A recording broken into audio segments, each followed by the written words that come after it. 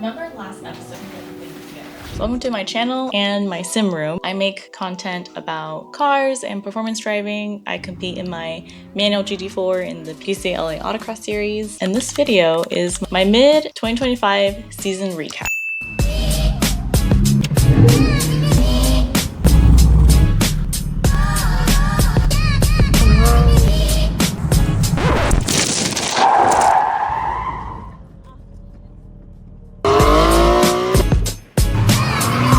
This is the PCA-LA Autocross series, where we bring our track toys, learn car control, and battle it out in parking lots. So I've only been seriously autocrossing for 2 years now. I started in my ND Miata with SCCA, and then I got my Porsche Cayman-T and started autocrossing with PCA-LA. So last year I thought I did pretty well in the Cayman-T in the ladies group. I won most improved. This year I decided to challenge myself and compete my manual GT4 in the open class where all the men are. We're halfway through the season and here's how it's going. I was actually on the fence whether or not I should compete in the open class. If I compete in the ladies class, I get a guaranteed trophy and jacket, but if I competed in the men's class, it would be a little bit harder because everyone in the GT4 class has been racing for decades. One of them was a professional race car driver. A lot of them are coaches for track and autocross. So it was pretty intimidating, but I looked at my times and it wasn't terrible. And if you put up my time in the January event up against the men's, it was actually pretty good. And so I thought to myself, okay, maybe I could actually do this.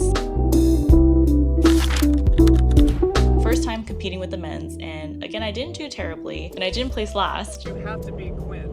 Stop! Do not beat Quinn. Don't tell me what he has right now. I won't. I won't tell you what he has, but you cannot beat him. Dinner is on the line. I know. It's a big deal. Did you see my 48? 48.6. Unfucking believable.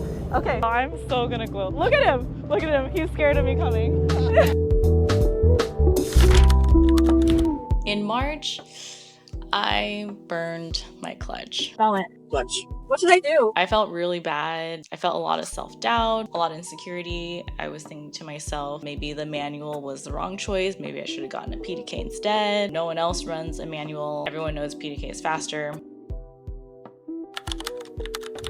In April, I came back stronger. We installed a lightweight flywheel and clutch kit in the GT4. Okay, the flywheel is awesome. Is it? I don't know if I feel like a big difference, but I feel more confident in the clutch. Yeah. It makes the clutch really stiff, so it's less stabilizable, but I really liked it. It bites really hard and it made me more confident to drive the car really hard. So it was my first event that I spun out.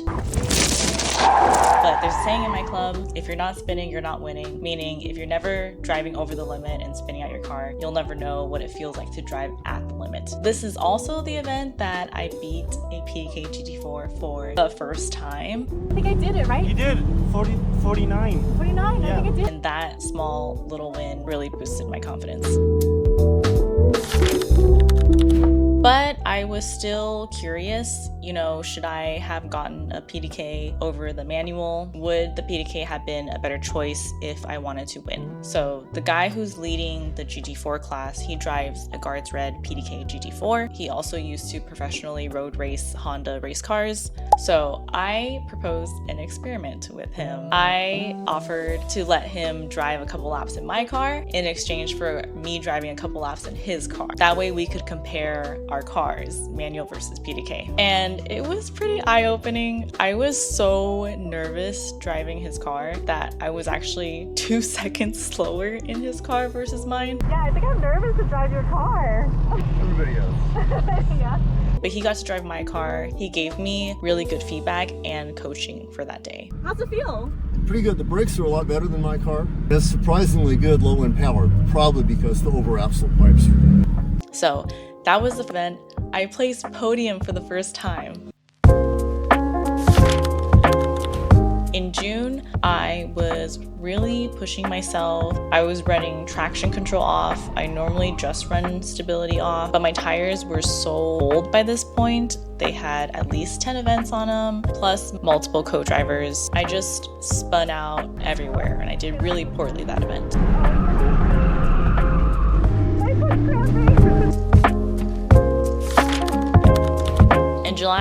I got fresh new tires, I was feeling confident, I was actually getting really good times in my practice. It looked like I was going to podium again. Woo! Okay, yes, I got the 38. So right before a competition, I sat in someone else's car and it just kind of messed with my mental. What people don't tell you is that once you graduated from being a beginner, everyone has a different driving style. I've sat in a lot of fast people's cars and I can tell who has what driving style now. Some people like to drive more aggressively and some people like to drive smoother. Some styles will work for you and some won't. So anyways, if I kept doing what I was doing and focusing on myself, maybe I would have done better in my comp times, but I think I was trying too hard to emulate what this driver was doing, which isn't the wrong thing, it just didn't work out for me. So I couldn't do better than my practice times. What'd you get, Jasmine? 38.999. Finally, that brings us to our current standings.